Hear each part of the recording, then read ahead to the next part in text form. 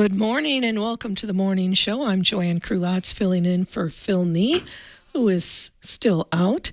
And we are discussing today, we have community players here in the studios, and we're talking about their next production, Little Shop of Horrors. Now, Cameron, you are the director this year, aren't you? Absolutely. And how is that going for you? Well, there are moments I want to pull my hair out, what little there is. I'm basically grand obsession with the play from about when I wake up at like 9 or 10 in the morning all the way till I go to bed at sometimes it feels like after I wake up, but it's fun at the same time. I've got a really great crew, both backstage and on stage to work with, a lot of talents. So overall, very rewarding experience, yeah. This isn't your first time as a director, is it? Second. But it's my first musical. What else have you directed in the past? The other thing I directed was, I believe the production was in January of 22, I think, was this murder mystery farce called Murder at Coppersmith Inn. So they're both similar in some ways, aren't they? Both have this kind of silly, farcical element. Both, frankly, involve murder. Excuse me. And there's just this kind of hard to describe vibe that's similar between the two shows, I guess. Little Shop of Horrors, they kind of associate it as a cult fiction, dark humor, don't they? Oh, yeah. Yeah. What made you decide on Little Shop of Horrors?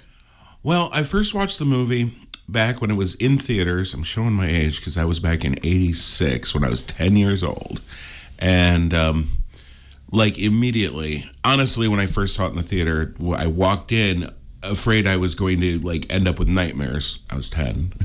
But I was absolutely enchanted by the entire show, the whole vibe of it. The music is amazing, and everything about it, just I fell in love. And when I started getting involved in acting, especially when I started thinking about, being a director, I knew eventually this was one of the shows I wanted to eventually direct.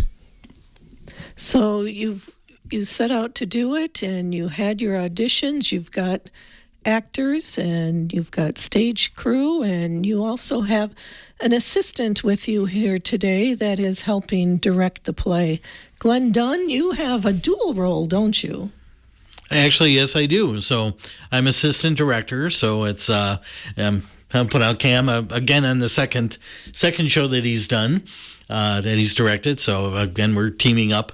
So it's a little more difficult when you're an actor as well as being a director, because you can't really see what everybody else is doing next to you and a little further away from where you're standing. So you can't really critique things as well. But it is kind of interesting. And being the role as Mr. Mushnick, I get to talk like a New York guy, so this will be my voice on stage when I do that. So I kind of have a little knack for accents. So when Cam wanted somebody to do a New York accent and help teach the rest of the cast how to talk like this, he came to me. Go figure. You've been part of Community Players for a number of years, haven't you? Yeah, it's been going on 20 years, maybe. Yeah. Since Oliver, and that was a long, long, long time ago. That was what, 1835? Yeah, something like that, yeah. So what is exactly the part of Mr. Mushnick? Mr. Mushnick is a flower shop owner.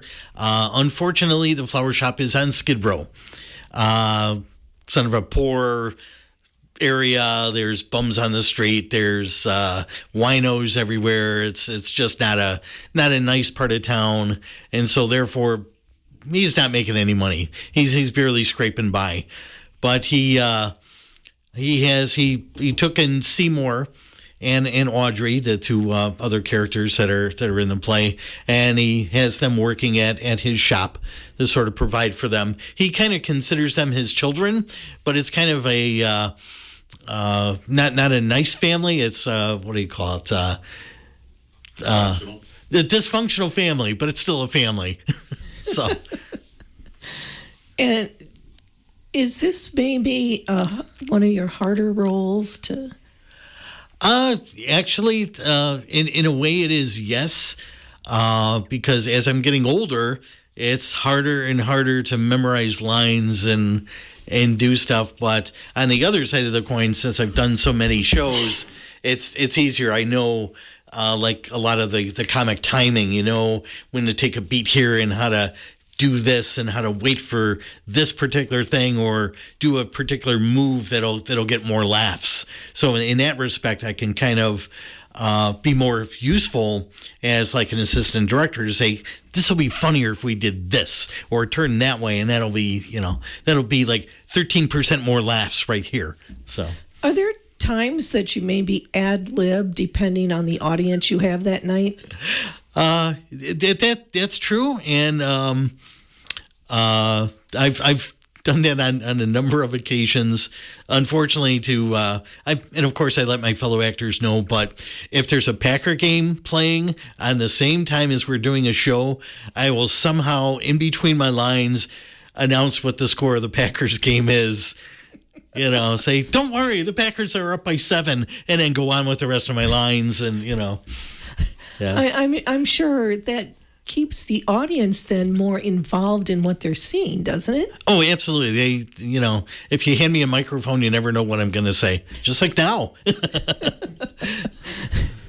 Well, what led you to try out for a, dark, humorous type of thing? Well, actually, to tell you the truth, I've never actually seen Little Shop of Horrors, and I still haven't seen it.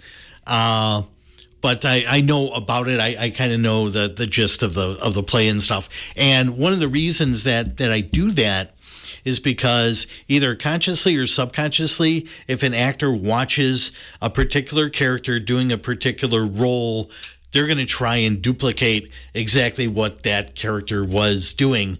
And you can always do better. You have to kind of make it your own. If people want to see an exact duplicate of this, then watch the movie, because it won't be exact. It's going to be different. And a lot of times it's better than what you would see in the movie or some other performance. In other words, you don't want to imitate, and I forget who played Mushnick, was it? Vince Gardenia. Yeah, so you don't want to imitate him. No. Or try and take from Steve Martin or Rick Moranis. Well, exactly. And they're wonderful actors in their own right, but I want to make it me. I want to make this as funny as I can make it with my ability. If you come close to being the exact, like say if you're an Elvis impersonator and you're not quite that good, it's disappointing because people know you're trying to be exactly like Elvis and you're not quite there. So, well, that way then it becomes a Richland Center production. That's exactly right. You're absolutely right. And to tell you the truth, if you come to see the show on different nights, there's always something that's a little different in each show. So it's not, a dramatic difference, but there's always something that happens in one show that doesn't happen in another. So, and kind of talking about that, Cam, isn't it sort of then like, when you see something happen one night, you can kind of tweak it the next night? Yeah, that's a big part of what a director does. Like a perfect example, Night Before Last, the character or the actor playing Seymour had a accidentally near flub with one of his lines. We're in rehearsals; it'll happen. But I loved the way it came out, which was his line is supposed to be something about after Oren's mysterious disappearance, well, not to give too many spoilers, but Seymour is semi-responsible for Oren's death in the show, and he had a little slip up. What he came out was after Oren's mysterious disappearance, I loved it, and I said, that slip up, keep doing that, and just little things like that. You just notice little beats here and there that just add to the overall experience, the overall vibe of the whole show, and it just you key into those to try to make everything as strong as it possibly can be. Keeping it to the Broadway, I know that was the last press release I got from Andrew talking about how it differed from the movie and why, but then also how it stayed true to the Broadway show. Can you kind of, explain some of those differences? And yeah, well, at its heart, for people who are familiar with kind of classic literature, at its heart, this show is a retelling of the tale of Faust, of the man who makes a bargain with the devil to gain all this wealth, fame, power, but he ends up having to commit worse and worse atrocities along the way to keep climbing up that ladder. And in that regard, the original story, the plant wins. And every main character ends up, getting murdered along the way. And that tested terribly with test audiences. I believe the number was something like 12% of people said that they would recommend the show to a friend, recommend the movie to a friend. And so at last minute, at extremely great expense, they completely restructured the ending so that we have a nice, cheery, happy ending. Whereas the play and our production, it keeps true to that original ending with the whole vibe of evil must be punished. And Seymour, get right down to it, he doesn't want to be and doesn't try to be evil, but he's basically killing people. And he ends up becoming basically the final victim in the end, and evil becomes punished. And that's one thing that always bothered me about the movie. But yet it gives a true-to-life lesson that evil does need to be punished, doesn't it? Absolutely, yeah. So what you're saying, though, if you're somebody who wants all this, happy ending, this is not the play. Oh, no. Although it's a justified, appropriate ending, in my opinion. Better than any happy ending could be. Well, now that we've kind of given away kind of what the play is about, there's still a lot that you're not going to tell us. Oh, right. That you want people to come and see. But as a director, now we've heard, of course, from Glenn about acting, but it takes a lot more than just actors. And you've brought somebody along today who can tell us about what goes on about behind the scenes. Kevin? Yeah, I'll be running the lights, and there's a lot that goes into setting all those up and programming it in and making things look good and trying to add some another emotional element that adds to the actors. I think it's really interesting and can make the scenes kind of shine. It's not just about putting a spotlight on the actor, it's creating a mood, isn't it? Absolutely. Yeah, trying to do a lot of that with lights helping, and there's a lot of emotion that can be kind kind of pulled out with different colored lights. And So do you program them then and they do automatically, or do you have to sit behind the board and a lot of it now is programmed in. Some of it is still kind of like setting the lights up beforehand manually. But the rest of it is all programmed at a board up in the booth, and then just setting those looks at the specific times. what got you involved in community players?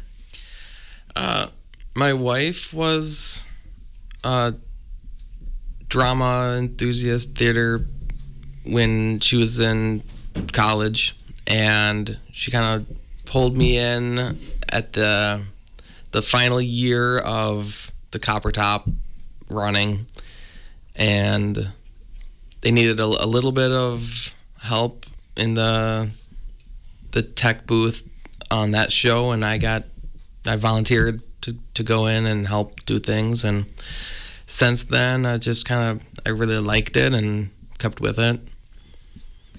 Does it take a lot of time to figure out the best lights to use on different scenes?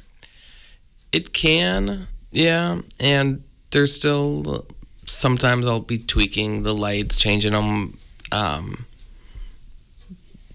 from day to day, still like trying to find the perfect look for it. Yeah.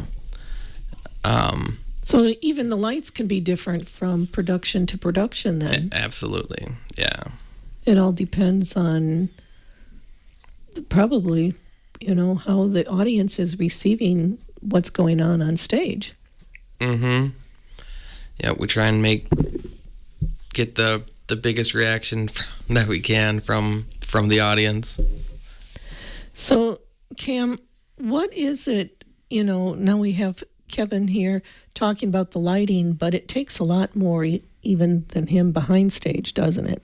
Oh yeah, there's several different, I guess you could say, departments in the theater.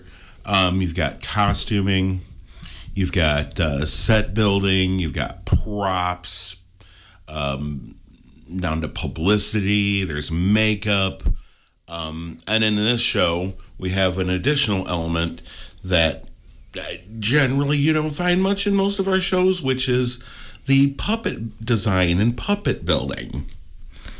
I saw you have somebody that was designing and building. Do they call them puppeteers, I think, or? The person operating the puppet is the puppeteer.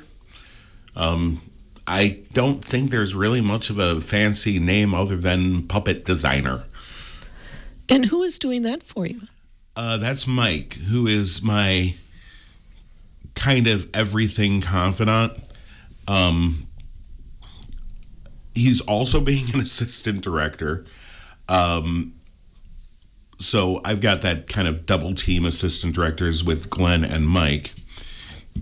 And I kind of look at it as Glenn is my more acting end assistant director, and Mike is being more the technical side assistant director. But being the technical side, he's also become, the primary set builder.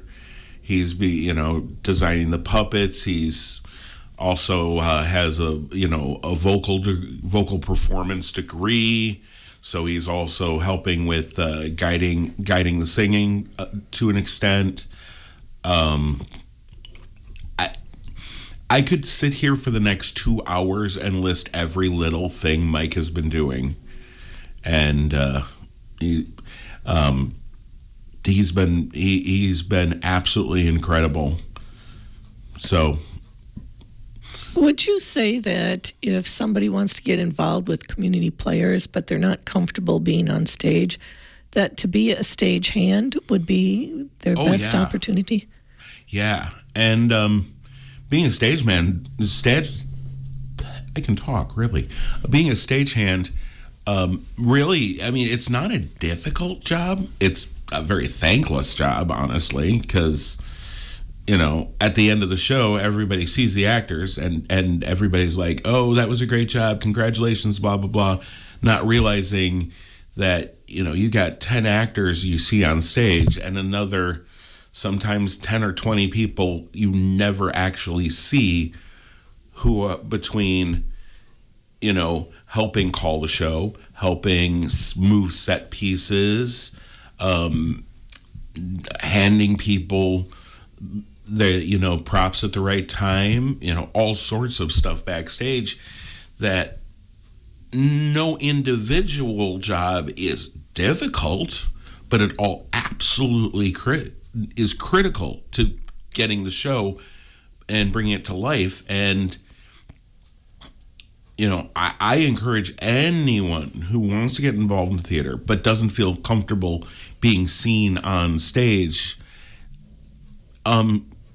just simply take a look out for auditions in the future, and you can come to auditions and say, I'm not here to audition, but I want to help with the show. Could I be a stagehand? And immediately we'll put that person to work almost on day one, doing various things between set building and all sorts of stuff.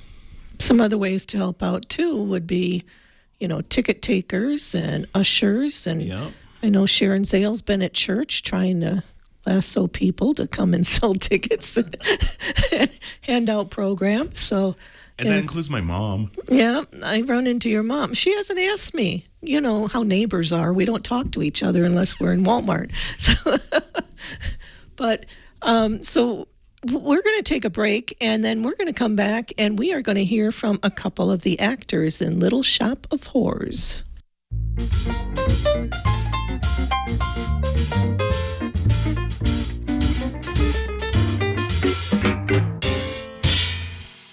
Back talking about Southwest Community Players' Little Shop of Horrors, a musical comedy that's going to be held the end of this month and the beginning of next month. And we have Cameron Cormacan, who is the director. And this half, we have Dave Van Halgren, and he's playing the part of Seymour, and Faith Morga, who plays the part of Audrey. And, Cam, maybe you can kind of tell us a little background, what you saw in these two that led you to think that they would be, the best persons to be. Basically, they're the stars of the show, aren't they? Yeah, basically. I mean, we've got the male and female lead right here. And it was kind of similar in both aspects.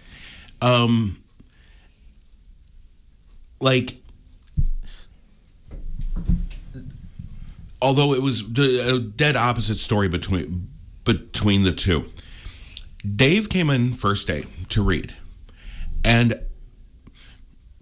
do not get an overly big head about this, but almost from 15 seconds into reading, when I heard what Dave was bringing to the part, I instantly, I have found my Seymour. Instantly. It was magical. And then it was a little bit of a different story with Audrey, because my initial list on the auditioners was, I think, 7 different women, out of everyone who auditioned among the 3 nights. Could have been Audrey, maybe. And I pared it down to 3. And the way it turned out was one of them was really good, but didn't quite exactly nail the acting. But they're in the show still doing beautifully, and not as big of a part, but still doing amazingly. And then the other 2, the decision kind of ended up getting made for me, because it ended up down between one other auditioner and Faith, and kind of about when I was sitting there agonizing and spending 2 days like looking at the audition forms and like, what am I gonna do? The other one ended up emailing me and saying, I've got to work all summer, I'm not gonna have time. And I'm like, okay, well then I guess my decision's made. Is it, you said agonizing over these decisions, is it hard to pick one person to play one part? You have no idea. I mean, like I said with Dave, sometimes it just falls in your lap and you just instantly know. Another one was the moment I heard Matt reading for the dentist, I'm like, he just nailed it. But in other times, it's just like I'm looking at these 2, 3, 7, however many people, and like any one of them could bring something amazing and special to the part.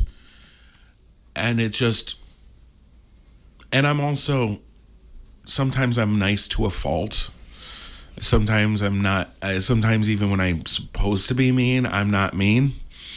And I also hate,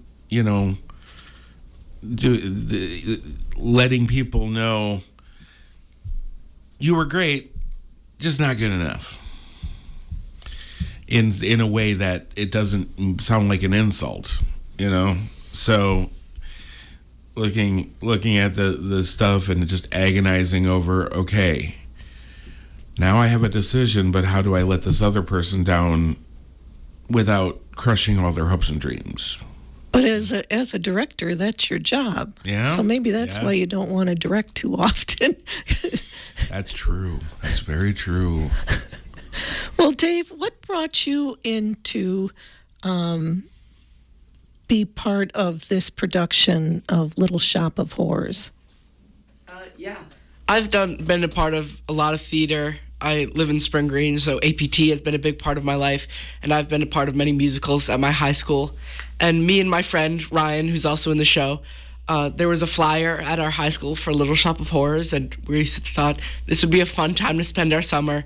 We were both kind of expecting, this would be fun to get ensemble roles, spend time together, and then I came to auditions, had a great time, and then I got an email from Cam saying I got Seymour, and I said, this is a big commitment, but I'm really happy to do it. A lot of the roles I've had are very different. I've usually had smaller, more comedic relief characters, so I've really appreciated this opportunity to grow my acting chops and also meet new people in a new community. So, it's just been a really fun opportunity.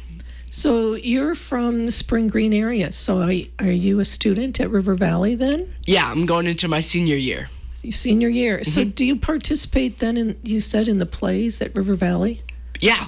Most recently we did a production of Mean Girls, which was a ton of fun. And yeah, I just love our music program. We have some great teachers, especially my choir teacher, Miss Schinker. And, she's just really, me and a lot of other students have just found a love for music and acting because of her and because of the director, Sarah Young, and just some of the opportunities they give us. So how do you see yourself bringing Seymour to life on stage? I think it started for me, the key to Seymour was just being really sincere. And I think that's a tricky thing to pull off.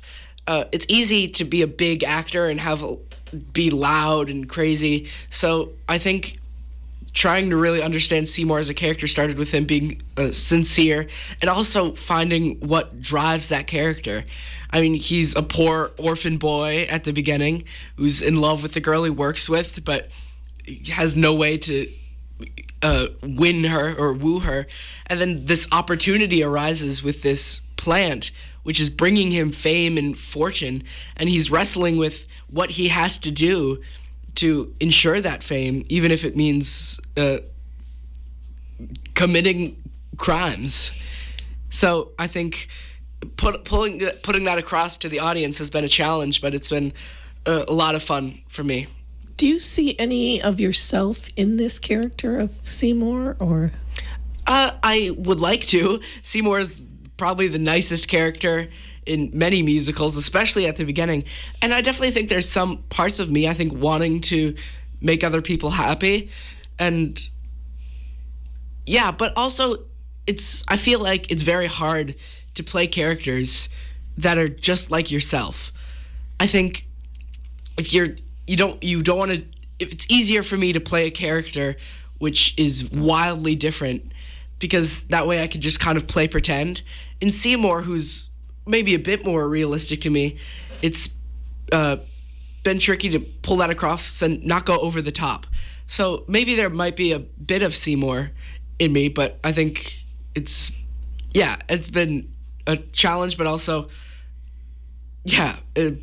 sorry. Oh, that's fine. You know, and you bring out a point, because I remember years ago when soap operas were popular, Sure. and there's one woman played a part for like 40 years where nobody liked her because her part was just so witchy. But then they said people would, kind of spit at her and stuff on the streets, but she was totally the opposite. Yeah. But she said that's what made playing that character so easy, because it was totally opposite of who she really was. And my next question is, because I'm kind of like Glenn Dunn. I mean, I could never see myself memorizing all these lines. Do you have a secret to memorizing lines? I wish I had the answer. I think just rehearsal and then reading through it.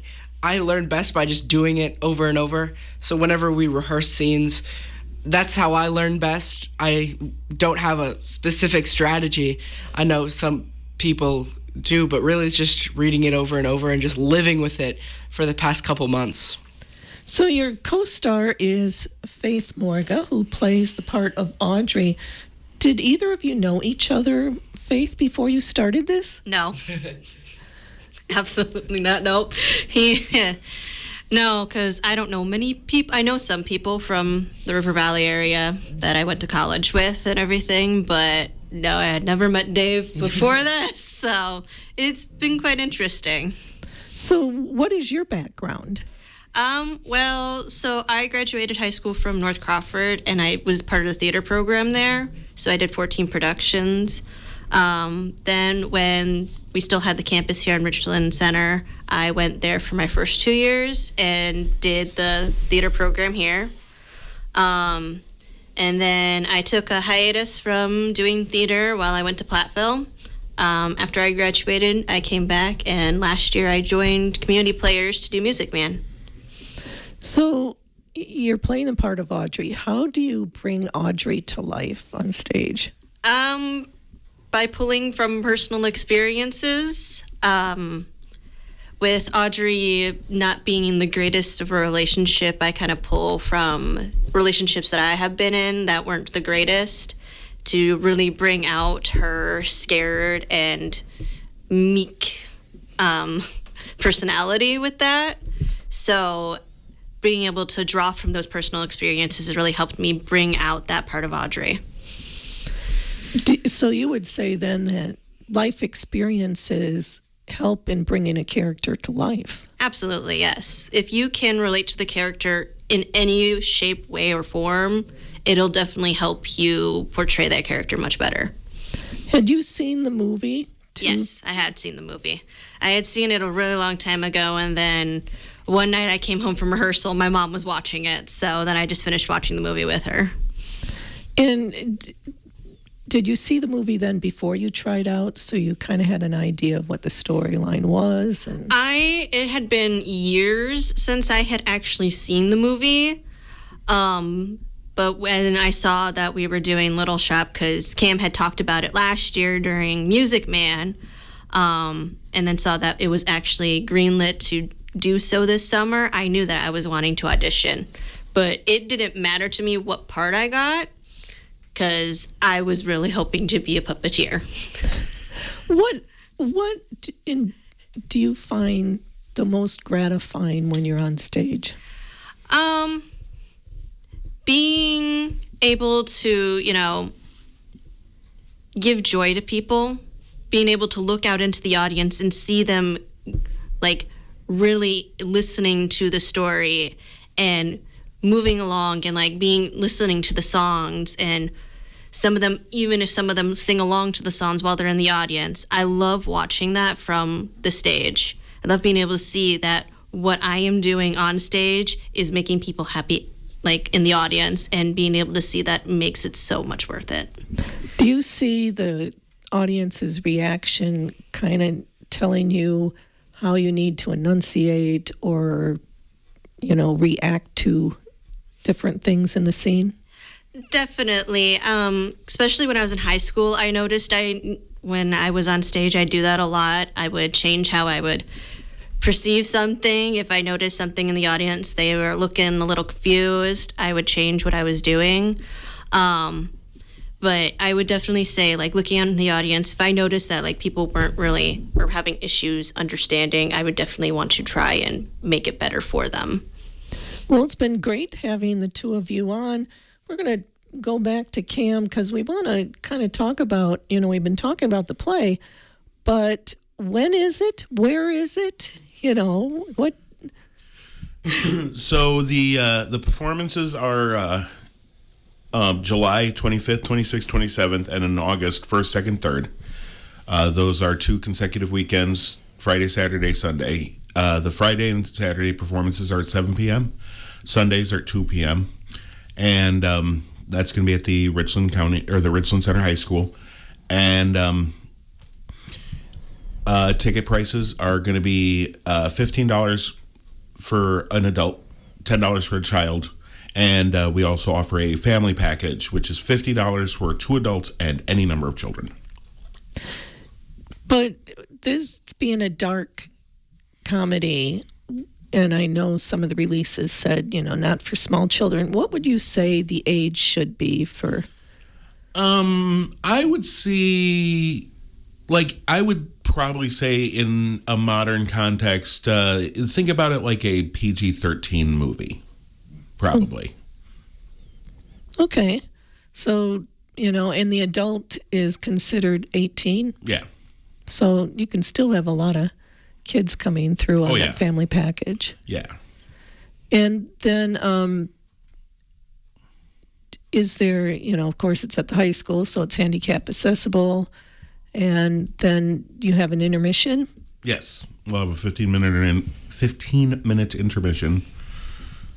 And do you still need help with people to sell tickets and hand out programs? And I think Sharon's kind of in charge of that mainly. That's a little outside of what the director does, but I think we're pretty good. I'm pretty sure. I would say if anybody knows Sharon Zales, they could contact her and just, if they wanted to, and just ask, do you need more help? I mean, I'm sure Sharon would be delighted in just somebody contacting her and saying, do you need help, if she does. And it also puts that kind of arrow in the brain for future shows. This may be a person that I hadn't thought of that could, do that small thing on Showtime. And for future shows, just keep in mind that selling tickets and being an usher also involves that particular performance. You get to watch it for free. And you said small thing, but nothing is a small thing when it comes to putting on a production, is it? Oh, that's absolutely true. And it's a little bit of a cliche phrase that my mom and the first director I ever worked with both has said for years. And it's there is no such thing as a small part, just a small actor. And that doesn't just cover on stage. Even the person who is doing nothing more than pulling the curtain. If that's all you do, you've still played it just as important of a part as the lead of the show. Because somebody's got to pull that curtain and the show wouldn't work without it. So everything becomes the puzzle pieces. Well, it's been great having you on, and the best of luck. And as they say, break a leg, but don't really break a leg. But that's what I've always heard. You say break a leg means to act well and have a good production. Yep. It's acting superstition, but yep. Well, thanks a lot, and the best of luck to all of you.